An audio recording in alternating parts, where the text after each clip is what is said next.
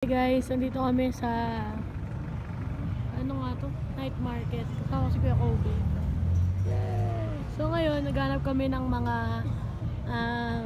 mare-record namin ng mga individuals and couples for our content sa LP page.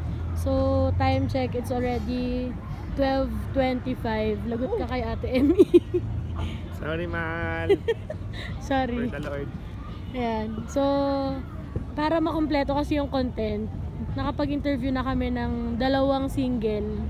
Isang may partner daw siya na babae. Tapos may sakto, may engaged na. Tapos yung isa taken daw siya na lalaki.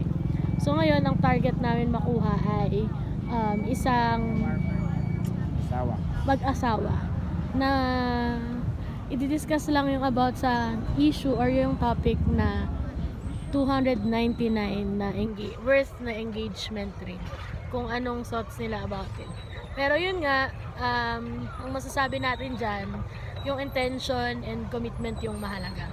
Kasi yung intention mo na pakasalan siya, kung lalaki ka, tsaka yung commitment na Magsasama kayo. pipiliin yung isa't isa.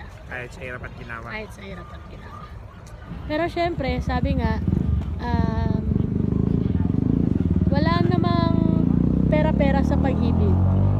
Pero kapag yung magiging assured yung babae, yung security ba, it shows security if may ganun. Pero tama naman.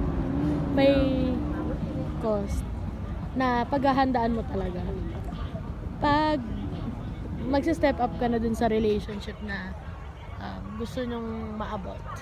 Lalong-lalo na sa pagbibuild ng family. It's always important. Mahalaga din na syempre prepare mo din ang sarili mo dahil you are now leveling up your commitment, no, sa bawat isa. And ayun nga, mahalaga din na malaman din yung intention na level ng commitment ng tao to prepare, no, sa stage na yan. Yes, amen. So, ayun, para lang mas maging maganda yung ating nung takbo ng ilalabas natin na content, mahalaga talaga na meron pang isa.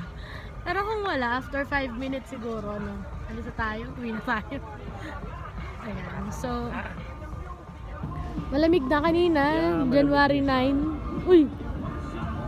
January 9, ano na, nakaabot ng 16 degrees kanina, umaga.